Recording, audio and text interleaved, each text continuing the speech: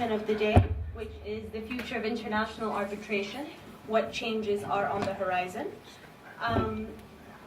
International arbitration has become the principal method of resolving disputes between states, individuals, and corporations in almost every aspect of international trade, commerce, and investment. With its widespread importance in the present world, where the commercial life demands a quick and timely activity, international arbitration appears to be catchy, and many businesses have started to rely on it. I'm very pleased to introduce you to our panel of today. We've got, on my left, we've got Success Gilbert, who is an arbitrator at Dr. Z. Adangor & Co. in Nigeria. We've got next to him Sebastiano Nessi, an attorney at law at Schellenberg Whitmer Limited in Switzerland. We've got Anna Masser, who is a counsel at Jones Day in Germany. We've got Andre Panov, who's a senior associate at Norton Rose Fulbright. And finally, we have Martin Drey, counsel at Hanocchio and Van Denberg. Apologies if I've mispronounced anyone's name. We would like to encourage this discussion to be quite a lively one. We do encourage audience participation. The panel members will be actively discussing each of the topics collectively. So without further ado, I'd like to start off with Anna. Microphone. So, thank you. I'm going to try and hold this away, but I was told we have to use the mic because otherwise the camera won't take it. No, that's okay. So, I'm here on a more general topic, and what I want to do is I want to challenge you. So the topic of discussion is the future of international arbitration, and I would ask you to be part of making it bright. The situation we find ourselves in today looks like something like that. It's been the decisions in the last 2.5 years that have been taken. This is not everything. I mean, there's Italy, there's Austria, there's Hungary, there's Poland, there's, at least that's for the EU. There's been so many democratic decisions that have at least rattled my beliefs and my brain. And what I would ask you to do is speak up against that, because I think we still have a chance, and I assume we in this room are somewhere along the same lines, at least somewhere. And we do speak up. We talk a lot about arbitration, and I think arbitration is one of the matters that can actually help us in transgressing boundaries, and actually not so much war, but rather peace, even though it is a dispute settlement mechanism, but it's one that fosters international trade. But, and here's the big but, the public conceives this as this. Why arbitration is a rigged system. And this is only New York Times if you put arbitration in their search term. If you do the same thing in Germany, you would get results for Vattenfall, which is receiving bad press all over. You would get results for Toll Collect, which is getting bad press all over. You're going to get results for the Pechstein case, where sports arbitration is being bashed. So in the end, the public is taking this means of dispute settlement mechanism very, very badly. And then combined with that, you have a ECJ decision in the beginning of March in Achmea, and the ECJ essentially telling us you're out of the system. There is not going to be intra-EU BIT arbitration in the future. There's just not, at least not in the system as we know it. And there's the next decision coming from the Swedish Court of Appeal system, which is going to the ECJ, where the ECJ is going to answer the question whether intra-EU arbitration is possible under the ECT, and I assure you the answer is going to be no. So for us in Europe, at least for BIT arbitration, the system as we currently know it is dead. It's not going to work. Well, you can get an award, but you're not going to get it enforced, and whether it's going to work under ICSID and then get it enforced, it's a different question, but in the end it's going to be very, very difficult. So what I'm asking you is not only to speak up and do it internally and try to correct systems internally, but speak up and do it with better stories. We need to tell the public better stories than what we've been telling them before, because otherwise we're going to lose this fight. And it's not going to be investment arbitration intra-EU BIT, it's going to be arbitration in total. I'm telling you, if you read the ECJ judgment in Achmea, it's a little step towards telling us commercial arbitrators, well, you're out of the EU system, but you're applying EU law, and you're not allowed to ask the ECJ for a ruling, so we're just going to forbid it. It's just not going to happen any longer in intra-EU. And if we really want to make this work in the future, and with a bright future, it is upon us, the people who work in the system, to tell better stories. And for example, you could start, and that was put up differently earlier this morning, could start with the Queen Mary survey where 97% of the participants agree that arbitration will win over litigation. I mean, there's not much other choices currently, but if you're asked as a business person and a lawyer in cross-border disputes, would you prefer arbitration or litigation, you would always go for arbitration. And what's even better in that survey is that 99% of the people who have actually used arbitration would use it again. So it can't all be bad if people agree on this. And the main reasons that are given in this survey, and that's also something I would ask you to tell the public, is one, it fosters international trade by guaranteeing enforceability, más o menos. It's not always perfect, but it's better than if you have a court judgment.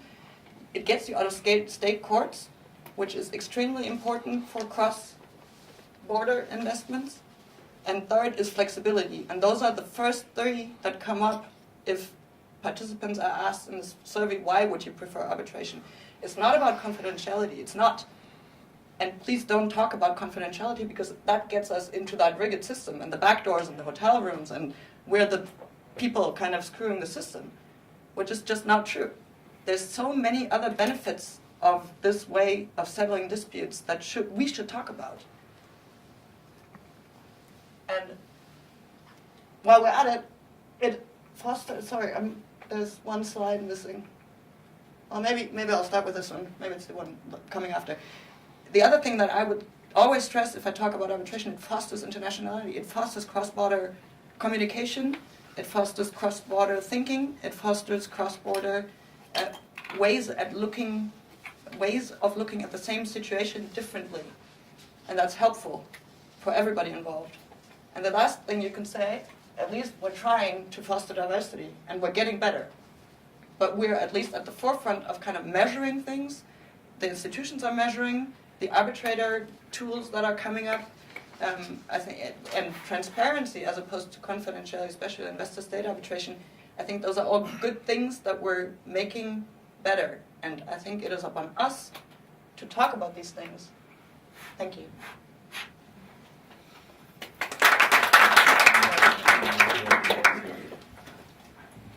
Thank you, Anna, for that very passionate talk. Moving on, we have Martin. Yes. Could you put my... It is on.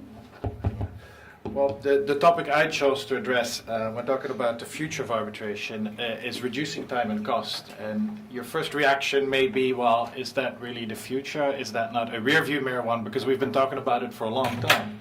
But actually, if you look at the Queen Mary survey, which is fresh off the press, and if you look at the 5 first grounds of what are the worst characteristics of international arbitration, 4 out of those 5 relate to cost or efficiency, and I think they're interlinked. So I think it's, when you talk about future arbitration, I think, Anna discussed a few events that may cause revolutions, but I think generally, that's at least what we hope it will be, an evolution. And I think it's important for people who are interested as users of arbitration to speak up as practitioners as well, and to talk about what we can do to keep the system useful for the users. And the users are businesses, are people who want time and cost efficiency. And if we look at the survey, that's not always what is being delivered. So I think it's important to keep the discussion going, keep that in mind, and keep thinking and rethinking how we can use the flexibility that is offered by arbitration, as Anna mentioned, is one of the key advantages, how we can use it to keep moving forward. Now, what are a few of the reasons? I'll just suggest a few of them to you, because the problem is a little bit, there's different reasons why specific proceedings may not go as well as one would have hoped, which also means that there's no single solution. Now, one point that often comes up is that parties are failing to use this procedural flexibility. We've created some sort of, or there's some sort of standardization which has the advantage of predictability. There's a certain international arbitration practice that you see in guidelines, which as such is a good thing, because when somebody goes to arbitration, it creates a sort of expectation for that party. They know what to expect, but at the same time, it should not make us lazy and complacent and think if for our specific case, this is something, it should be done the way it has been done, or it's been listed in guidelines.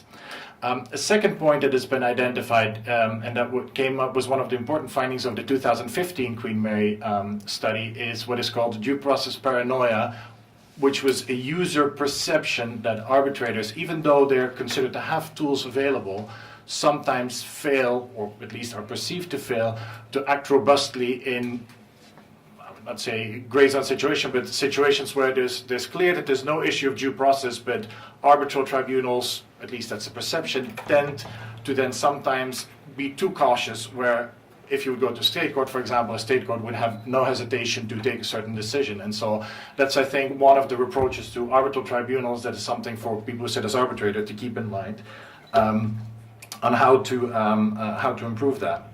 The reason for it is clear. It's the fear of your award being set aside. But if you look afterwards at court decisions where these kind of due process violations are alleged, you'll see that actually there's very few court decisions that would uphold it. And in most jurisdictions, courts will defer to what, unless there's a clear violation, of course. But I'm not saying that arbitral tribunals should not respect due process, far from. But it's these situations where it's clear that there's not a due process violation that sometimes, at least as the perception is, maybe an overabundance of caution where it's not necessary, and where a tribunal could move on and should sometimes not be afraid of its shadow, and maybe move on and go forward with the case.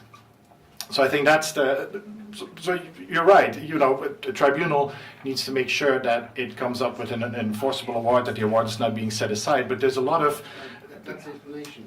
Yeah. That makes arbitration, by the way, not so effective, because the tribunal always has to listen to this last, But that's exactly what the criticism goes to.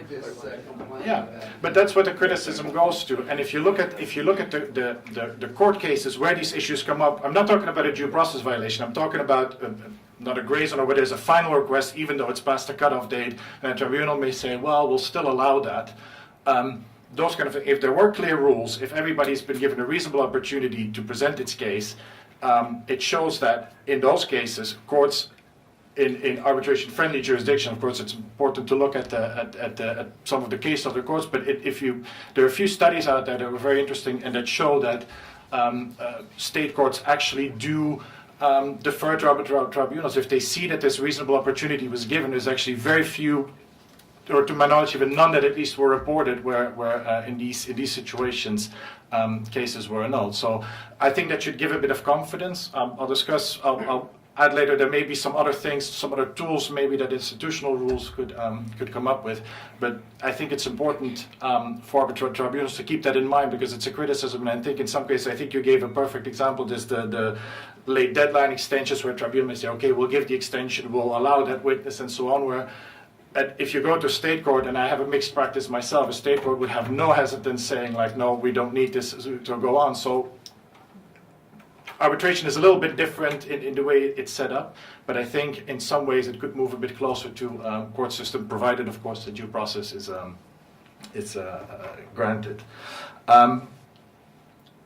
Among the other reasons, at least criticism that you'd hear on the continent, and that we would hear sometimes with clients coming from Brussels, being a civil lawyer by heart, is that sometimes a bit of a complaint, oh, maybe there's some over Anglo-Americanization of arbitration, even though, as you may know, arbitration is sort of more of a middle ground. You won't have a full discovery, you won't have the same system. But if you come from or if you have a client who's used to litigate in European courts, in Belgian or French courts, it's quite a distance from. When you talk to an American client, they may say, like, well, there's no full discovery, so we don't mind a little bit of document production. But what is important is to see, again, these are reasons. If you have document production, if you have witnesses, those would create excellent. And I'm personally I see very much the advantages of using these systems, of using things that are not known to your home litigation system. But again, the question should be asked: is it needed for the specific case at hand? And I think that's important for parties to keep asking that question.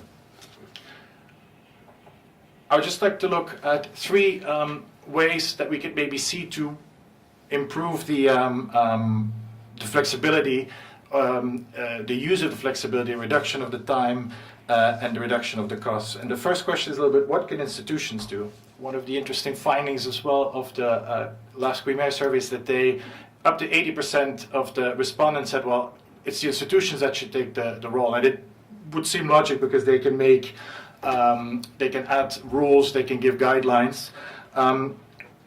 They have taken a number of recent changes. A number of recent changes they've taken is, for example, they put more emphasis on the outset of the proceedings. I think if you can, from the beginning onwards, meet with parties, with other side, get the case developed early, have contacts early, that it helps getting the procedure right.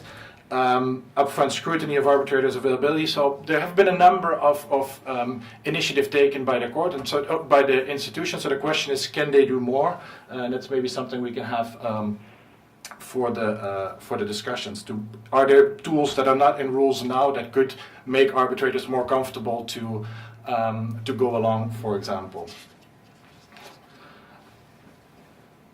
A next way in which developments take place in arbitration is soft law. I will be brief on that because Andre will go into that a little bit further. You have groups of practitioners. The IBA is very active in the field of arbitration. You have ICA, you have some institutions, the ICC Commission is very active as well. So there are a lot of initiatives that are being taken to sort of codify this practice as we see it today. And I think it can be very helpful. Again, it can be predictability. It can be useful for practitioners who are maybe less familiar with how arbitration is often done. But at the same time, standardization, first the question is it best practices? There's sometimes some discussion on it.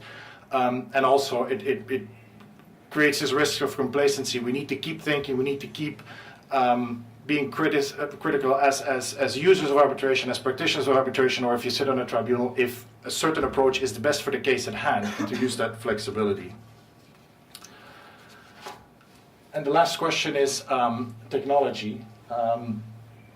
How can technology help increasing efficiency in arbitration? I think to the extent that it is affordable to parties, and I think we're seeing rapid development in that in a number of fields. I think there can be some obvious reductions of cost by the use of arbitration, of technology in arbitration. You have, of course, hearing room facility. I think there's very few arbitrations taking place today without, for example, PowerPoint presentation of exhibits to be shown to witnesses and so on.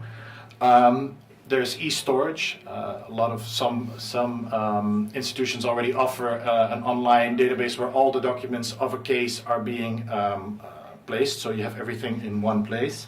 There's of course video conferencing, virtual hearing rooms, and so on. So maybe the question how effective that is if you want to hear witnesses, but at least it's a way to reduce costs and to avoid that everybody has to fly out, or for some procedural meetings, for example, to do it that way.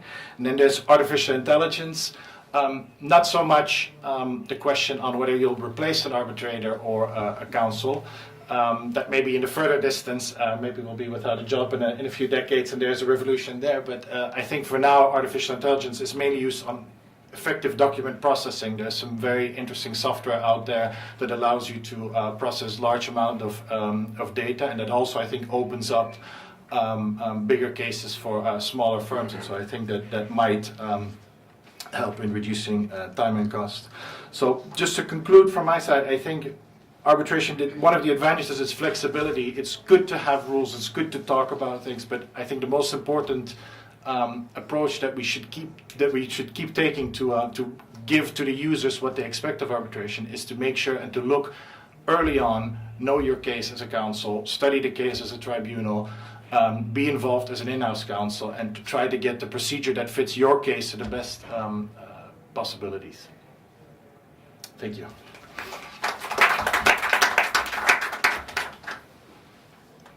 So next up we have Andre. Thank you. Well, judging by the flag next to my name, Russia has become a part of Commonwealth at some point. I mean, I've heard we were influencing Western politics, but I didn't know we were that successful.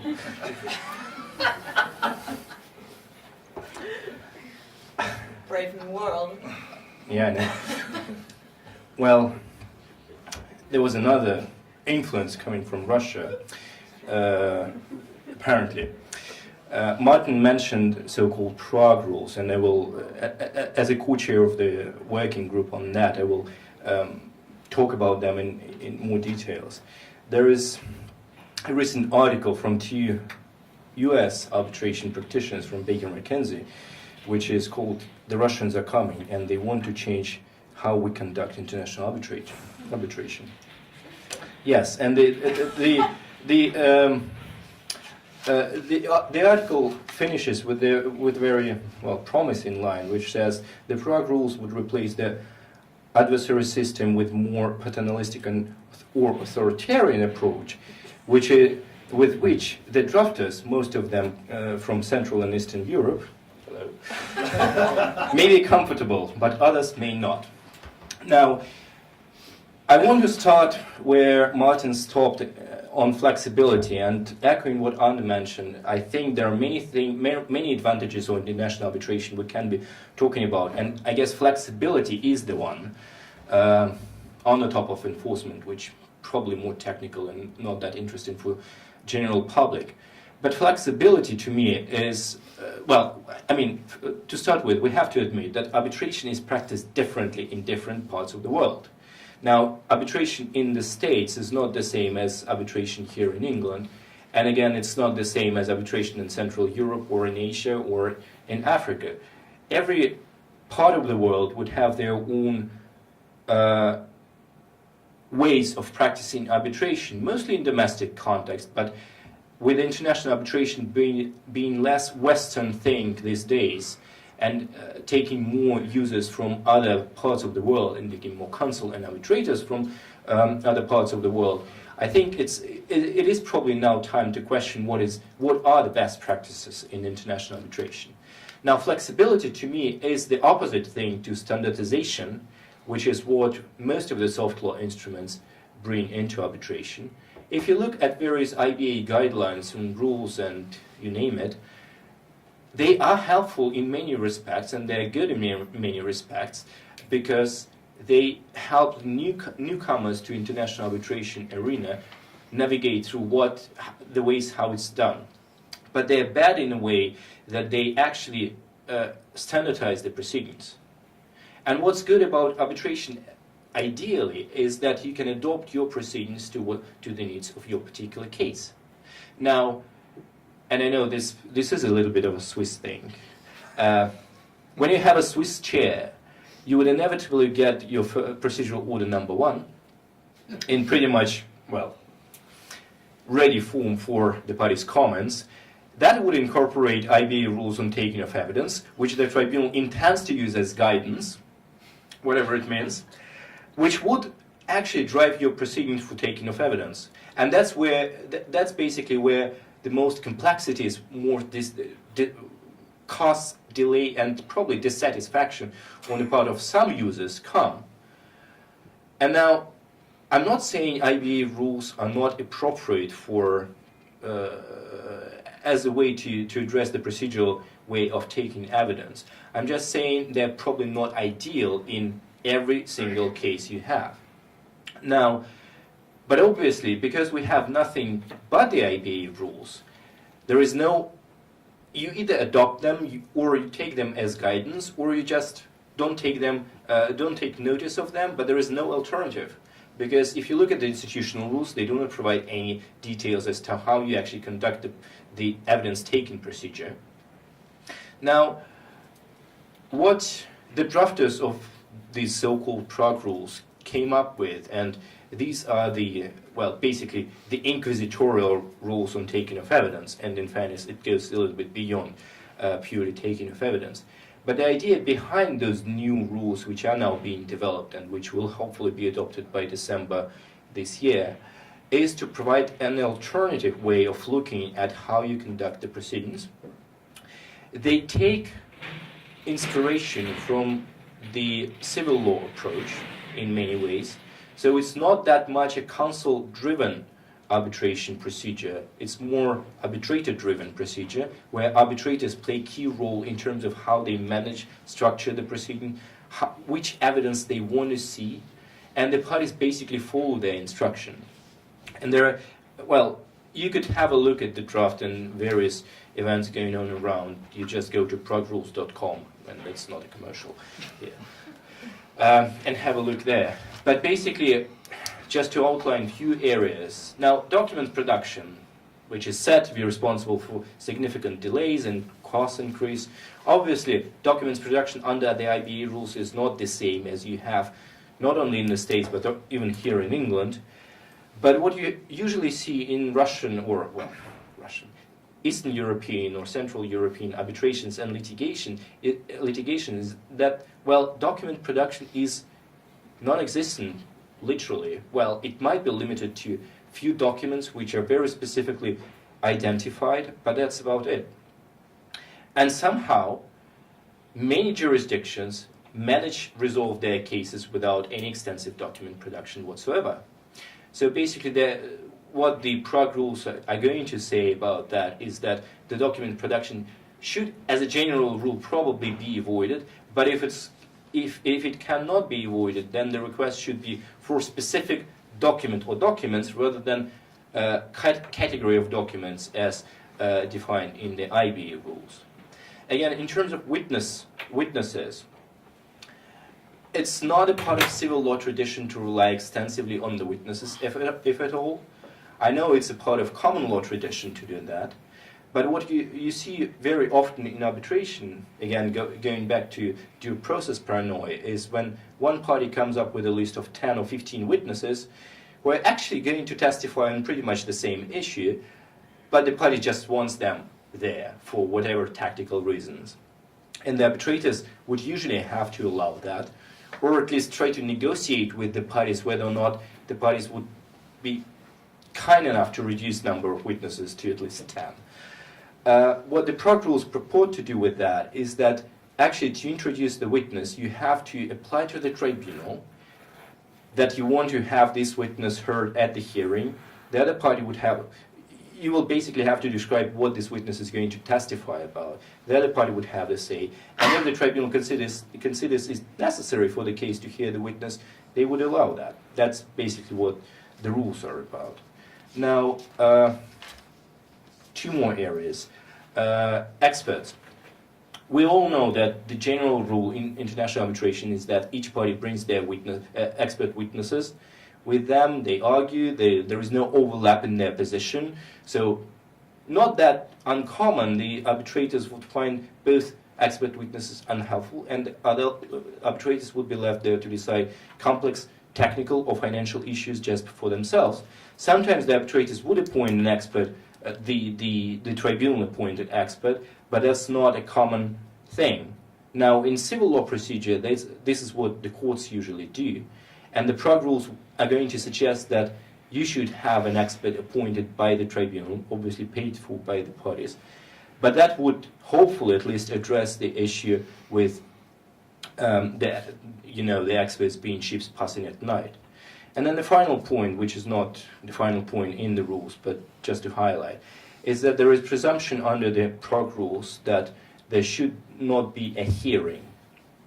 Now, obviously, if the hearing is appropriate for a particular case, you can't go without it. And many arbitration laws say that if one party insists, you have to have the hearing. But equally, there are many cases which can be resolved without a hearing. Okay, if it's a huge $100 million arbitration, you would have to go with a hearing. If it's, I don't know, 1 million case, probably you're better off without a hearing. And that's basically, well, follows the recent trend in all the expedited rules of various institutions, which is usually you would not have a hearing as a general rule. Now, the final point on the Prague rules is that certainly they are not going to replace the IBA rules. What they're going to do is they're going to at least provoke the discussion or thinking in terms of what is best suited for your particular case. Because if you have at least two sources from which you draw inspiration, so IBA rules and Prague rules, you can combine them in a way which fits better your specific case than when you're working just from one text IBA rules and think, well, I'm gonna cross this out, I'm gonna leave this one here.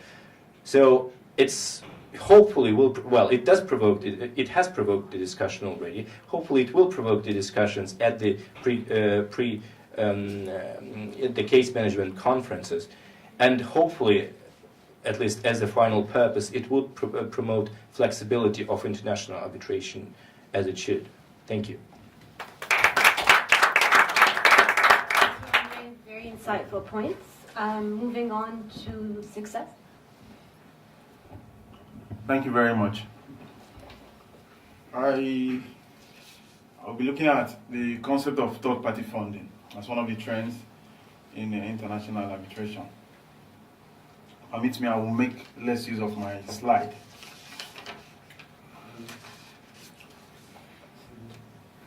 Basically, in international arbitration,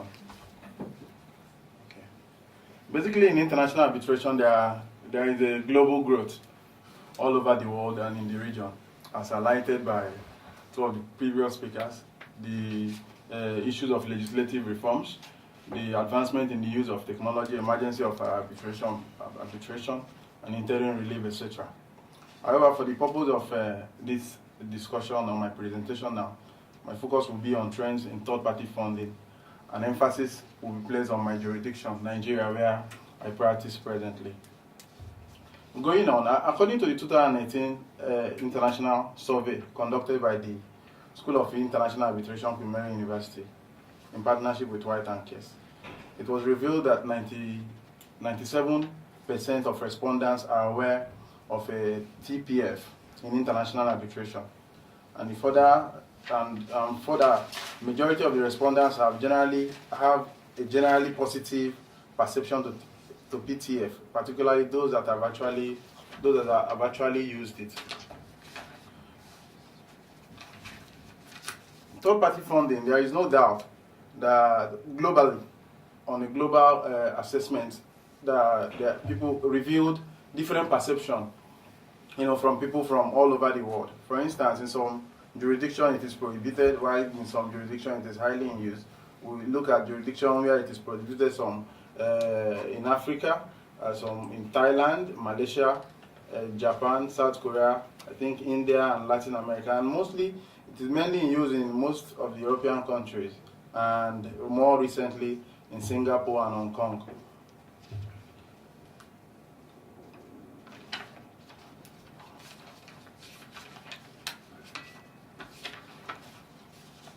If I go to arbitration in the Nigerian jurisdiction, I will also want to consider some of the advantages on third-party funding. Basically, over the years there have been, plethora of reasons why some debated that, look, this should be a welcome development in all over the region, while some are still against it. One of the basic reasons is one of the number one point wherein third-party funding is easily has been embraced, basically, is because they say it gives access to justice for the under-resourceful party.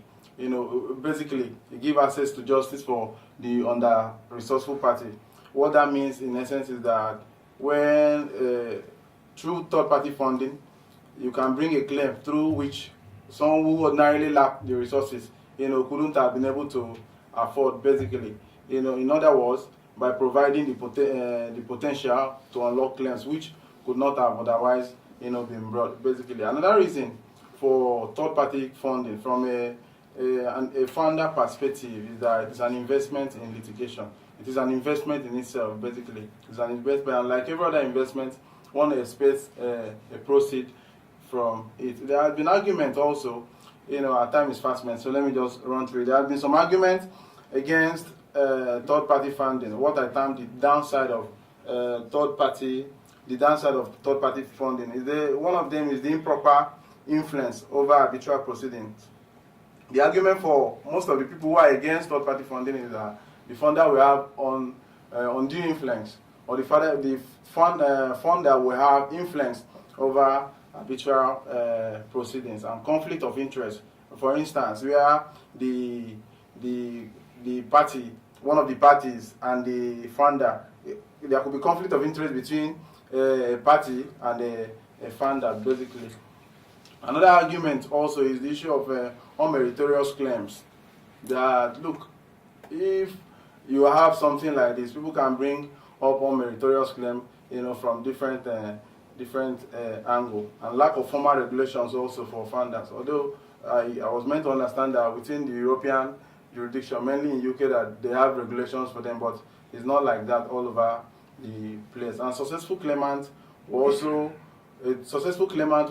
have to pay a significant proportion of the proceeds, usually 50% or above. So these are some of the downside of it. And another thing I wish to consider quickly is what are the factors that a funder will consider before investing. One of them is the issue of prospect or success of the arbitration. Usually a funder will wish to see a prospect of about 60 or 50 to 70%. Another thing is how quick will the turnover on investment, how quick will it be? So these are some of the things that a funder will usually consider before going into an investment. My next heading, I'll be looking at third-party funding, the Nigerian approach. Basically, third-party funding, the Nigerian approach. More recently, a bill was passed before the Nigerian Senate, to repeal and reenact the Nigerian Arbitration and Reconciliation Act of 1988. And sadly, that's what we still use till date. But a bill is presently before the House of Representatives, to see to the passage. And one of the key innovations in that bill is the inclusion of the third-party funding. Basically, there are other innovations in the bill, but basically the issue of third-party funding are one of the highlights of the bill.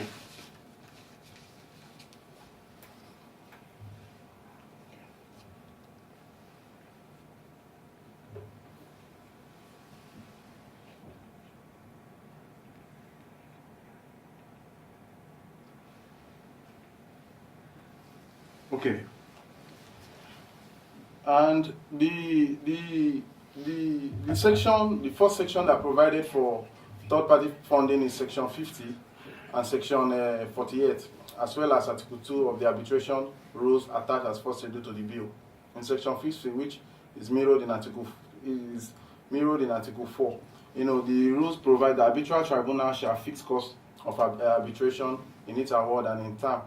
Cost includes the cost of obtaining a third-party funding. And Section 84 defines a third-party funding as an arrangement between a specialist funding company, an individual, a corporation, a bank, an insurance company, an institution, the funder, and a party involved in the arbitration, whereby the funder will agree to finance some or all of the parties' legal fees in exchange for share of the recovered damages. Basically, over the period, in the course of studying the bill, some issues have been identified, that have not been addressed, notwithstanding, and those are the fact that they adopted an unregulated approach towards the third-party funders, does not provide for mandatory disclosures despite and non-abolition of maintenance and champerty, unlike the Hong Kong and the Singapore provision. But notwithstanding the above issues associated with it, it is our hope that if the bill is passed, that it will measure up to be able to enable Nigeria to measure up with best practices all over the world, as long as third-party funding is concerned. Another thing is that, contrary to beliefs and expectations, contrary to what a lot of people believe, that in Nigeria we also have international arbitration tribunal in Nigeria, basically, and that is enough to bring in investors, since it is litigation. It is not going to be the usual litigation approach. We have, for instance, the Lagos Chamber of Commerce International Arbitration Center. We equally have the International Arbitration. We equally have the Janada International Arbitration and Mediation Center in Abuja, and a whole lot of others. In Africa, generally, there are also other international arbitration centers. Just a quick one. I would like to use this medium to highlight some very notable and recent achievements in the international arbitration within the African region. And one of them is that of recent there is over, according to the report conducted by the School of African and Oriental Studies, that there is over 85% of growing level of domestic arbitration in Africa. Another issue which is also there, that there is an increased use of arbitration in French-speaking countries in West Africa and Central African region. And this trend is extending to the development of a more modern legal infrastructure for international arbitration in the region. Another one is that there is also an establishment of international arbitration in a center in Kenya, of which the institutions have also improved and be strengthened. Changes to legal framework that has supported arbitration development has also been witnessed in such areas as Nigeria, Ghana, and Rwanda. Other notable achievements in Africa include Angola, Cape Verde, and Sudan acceded to the New York Convention. South Africa adopted a new International Arbitration Act. The OADA Council of Ministers adopted 3 new texts on arbitration and mediation. Nigeria Arbitration and Reconciliation Act, which I just finished talking about, Repeal and Reenactment Bill 2007 was passed by the Nigerian Senate, and the bill is presently before the Committee of the Whole at the House of Representatives and is likely to come into force around the end of the summer. All of these developments, the passage of the Nigerian bill is argued still have a lasting impact in arbitration generally in Nigeria and on the African region. In conclusion, there is no two ways about the fact that the issue of third-party funding, regardless of the criticism of the third-party funding, there is no doubt about the fact that if it is made more transparent and more acceptable, there is need for third-party funding to be made more transparent and more acceptable to make it more attractive to other regions where it is being prohibited. Thank you very much. Thank you. Last but not least, we leave it to Sebastian. I think it's 5. I think we can stop now. Yes. I skipped my turn. So I beg you for your attention. 10 more minutes promised, then you can have beer, whatever you want. I'm the last speaker of the day. It's probably the worst position. And my topic is quite specific. It's also quite a challenge because we discussed with my co-panelists whether it would be appropriate, to discuss today a bit the impact of climate change on arbitration, or vice versa, the impact of arbitration on climate change. So I say a few words today on that. I try to be short and not to exceed 10 minutes. So, as you may know, climate change has been at the top of the international community's concern and agenda for quite some time now. The specificity with climate change is that it does not know any boundaries. So what one state can do can affect another state. It's completely cross boundaries because it's basically an anthropogenic phenomenon. So because of that, it does transcend the classical concept of international law, which is based basically on the Westphalian concept of sovereignty. The international community has increased its efforts to try and tackle climate change and the risk associated with it. For now, we have basically 2 important texts. I leave aside the Kyoto Protocol for now. We have 2 important texts. The first one being the United Nations Framework Convention on Climate Change, which I will also refer to the UNFCCC, and the Paris Agreement on Climate Change. The specificity with the current climate change legal framework is the fact that it's completely bereft of a binding and a coercive compliance system. And that's really in stark contrast to another text we'll discuss now, which is the Montreal Protocol on the ozone layer, which implements something much more interesting, because in the Montreal Protocol, which was adopted, you might remember, to phase out substances that deplete the ozone layer, that text set out a functional compliance and dispute settlement mechanism. That's very important. First of all, we have Article 11 of that convention, of the Vienna Convention for the Protection of the Ozone Layer, that was adopted in the same context. And basically that provides for specific procedures for dispute settlement that are very similar to those in the UN Framework Convention on Climate Change. And that is that any dispute arising from that text shall be submitted to the ICJ. And it also provides for arbitration in accordance with procedures to be adopted by the conference in its first ordinary meeting. And the UNFCCC contains an almost identical provision. So, as you may have seen, both texts has two key elements, which is first an obligation to comply with certain rules that have been implemented in those texts, and secondly, and most importantly, a dispute mechanism settlement which has been included in those texts. Now, there is a question regarding the Paris Agreement.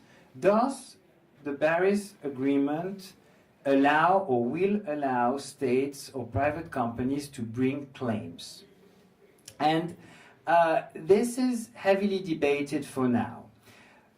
You might say that companies or states could argue on the fact that several words used in the Paris Agreement, for instance, provides for binding obligations. For instance, the verb shall and not should is used in the Paris Agreement. From a legal perspective, this could make a case, and this could probably allow certain parties to argue that those obligations should or are binding or are in a certain way binding on the signatories of the Paris Agreement.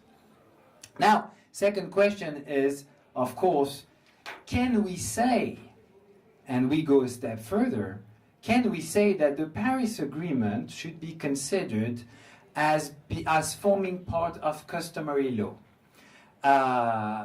And that's also heavily debated for now, since the United States have decided basically to leave the Paris Agreement.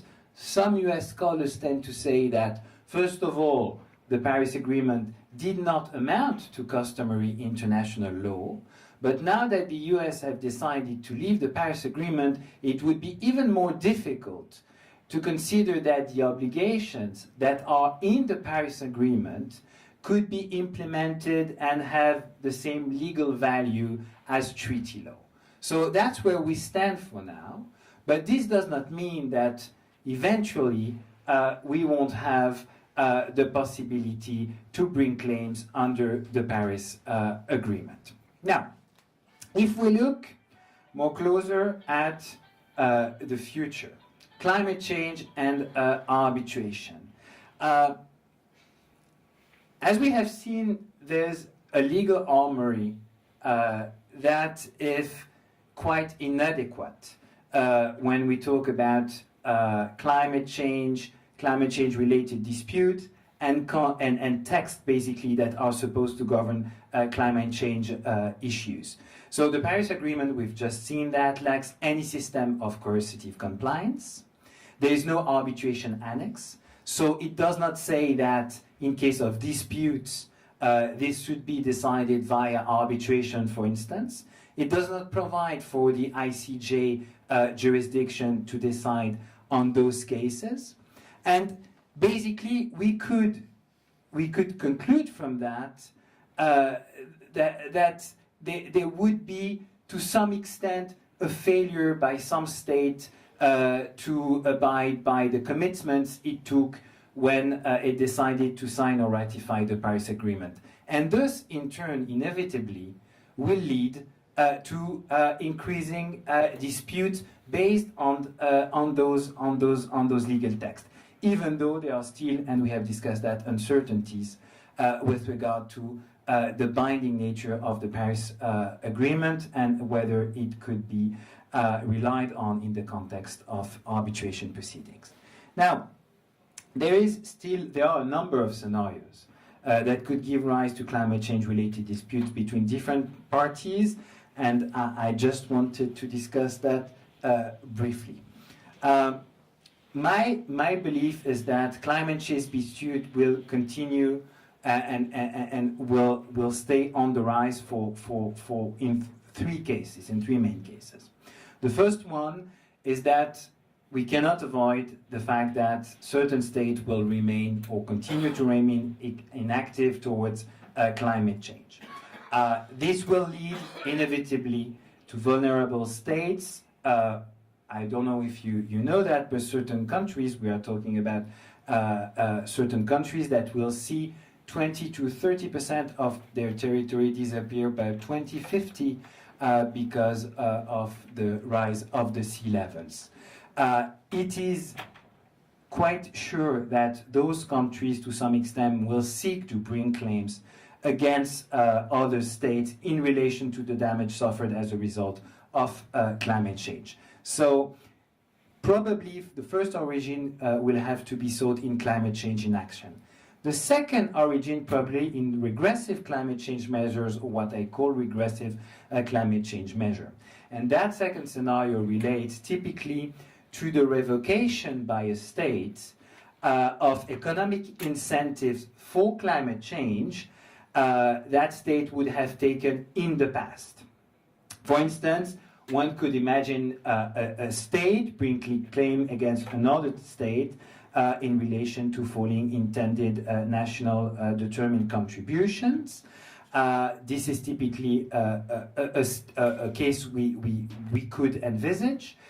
We have, and I'm sure you're aware of that, various ECT, the Energy Charter Treaty, various ECT arbitration that have been brought against several countries in Europe, mostly Spain. And that show to some extent that measures that have been taken by those states basically to support green energy, and those measures have been basically to some extent repelled following the economic crisis by this very same state, and those states are currently sued before arbitral tribunal, here not on the basis of commitments, for instance, following the Paris Agreement, but the Energy Charter Treaty. But you can see that in that case, there's also a link between arbitration, green energy, and in that specific case, ECT arbitration. The very last one, it's the measures taken in response to climate change. I believe that if you look at the Paris Agreement preamble, that preamble states, and I quote, "Parties may be affected not only by climate change, but also by the impacts of the measures taken in response to it." And for instance, upstream states choosing to dam or divert rivers, this has already happened in Asia, may cause negative consequences for downstream states, whose agriculture, for instance, or water supply may be negatively affected by the construction of those dams or those rivers being diverted. And as to investor-state disputes, some commentators fear that the risk of investment claims being brought against states in relation to climate change measures will lead to a regulatory chill. This is something we will probably see in the future. Now, if I may close, because, yes, it's 5:06. I will try to close with some very short concluding remarks. We have seen that basically with the Paris Agreement, with the United Nations Protocol, the main problem is that climate change need teeth. There needs to be some binding obligation. There needs to be a settlement mechanism. There needs to be a forum to have those disputes being litigated. I believe that arbitration would be a good forum to that. Arbitration is a neutral forum. Some have advocated that the PCA, the Permanent Court of Arbitration, in the Netherlands would be also an institution that could deal or overview those proceedings. The PCA already has a history of dealing with arbitration cases involving climate change issues. Arbitration is well suited to face such disputes because basically in arbitration you choose your arbitrators. And I think that's, although some prominent arbitrators tend to say that the future of arbitration is in depriving the parties from choosing their own arbitrators, and that's to some extent to answer the criticism that have been made to arbitration, I believe that this is probably one of the strongest advantages of arbitration. And in that case, this probably also allow parties not only to have their dispute supervised by an institution that has already experience in arbitration, but also a case decided by arbitrators, maybe that themselves are into those issues. And probably to conclude with a very final remarks, climate change nowadays is something that we are probably not entirely aware of in terms of its long-term consequences. We all agree that climate change, let's not all agree, most of us agree that climate change has a bad impact on our planet, on the economy, but it's not only about arbitrating disputes between two countries, about investors that have been deprived of their investment, or investors that have seen their subsidies to develop solar energy that have been basically withdrawn by some states. I think that ultimately, in terms of climate change, what we have to realize is that the whole economy will very much suffer if we continue I'm not saying that if we continue to pollute, it's not the question, but if we continue not to implement binding instruments that countries would have basically to comply with, and regulations that countries will have to comply with, and if we continue not to provide for proper forum to have disputes litigated, because probably the day that one country will have to pay X billion to another because it has decided for the past 10 years to continue to allow its own companies to pollute the rivers that ultimately cross the boundaries of that country and that have polluted half of the neighboring country. I mean, probably that in that situation there would be une prise de conscience, as we would say in French, of that other country, and they will probably realize that if you don't respect rules and regulations on climate change, there's a sanction at the end of the day, and a sanction that implies having to pay damages either to private investors or to states. But it's only the beginning of that story, and we'll see how it evolves. Thank you. I'm not sure if we have a few minutes, but if there are any questions from the audience? Not so much a question, but a comment related to both Andre's and Martin's presentations. The first related to Andre is I was actually attending a training for putting together presentations for new arbitrators under the American Arbitration Association, where they were discussing what qualities were being sought in arbitrators, and an authoritarian mindset was actually at the top of the list. They seriously, they wanted arbitrators who ran efficient well-regulated proceedings. They didn't want any foolishness. Usually they phrase it a bit more nicely, say case You know, management again, capabilities, it was but- about 6 Yeah. months ago, and I'm making it short. But that was in the essence of it. And going back to the Queen Mary study about the institution's responsibilities for speeding up the process, I would actually argue it's the parties and their counsel,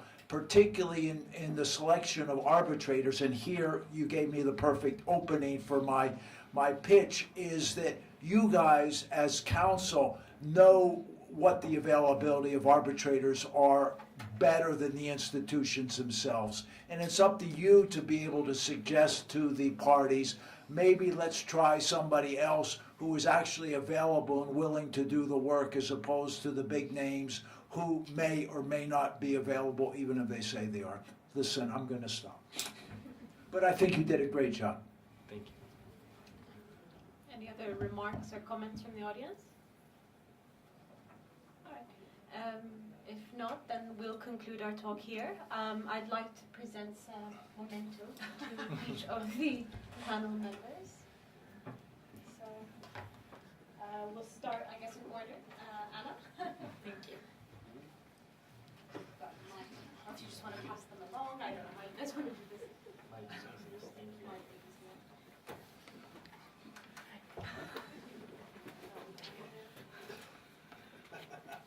Doesn't have names on it.